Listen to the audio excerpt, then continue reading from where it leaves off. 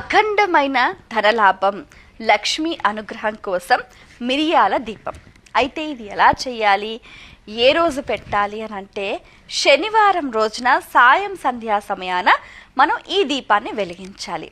అయితే శనివారం రోజున సాయంత్రం సంధ్య వేళలో ఒక మట్టి ప్రమిదను తీసుకొని అందులో మనం ఇంత నువ్వులు వేసి మళ్ళీ ఇంకొక ప్రమిద పెట్టి దాంట్లో ఆవ నూనె వేసి 3 ఒత్తులు వేసి అందులో 9 మిరియాలు వేయాలన్నమాట. వేసి ఆ దీపాన్ని వెలిగించాలి. వెలిగించిన తర్వాత ఆ దీపాన్ని మనకు ఇంట్లో ఎన్ని గదులు ఉంటే అన్ని గదులలో దీపాన్ని పట్టుకొని తిరగాలి. ఎందుకు తిరగాలి అని అంటే మనకు అజ్ఞానాన్ని తొలగించి జ్ఞానాన్ని అందించేది, వెలుగును ప్రసాదించేది దీపం. దీపలక్ష్మి నమోస్తుతే అని అంటూ ఉంటారు.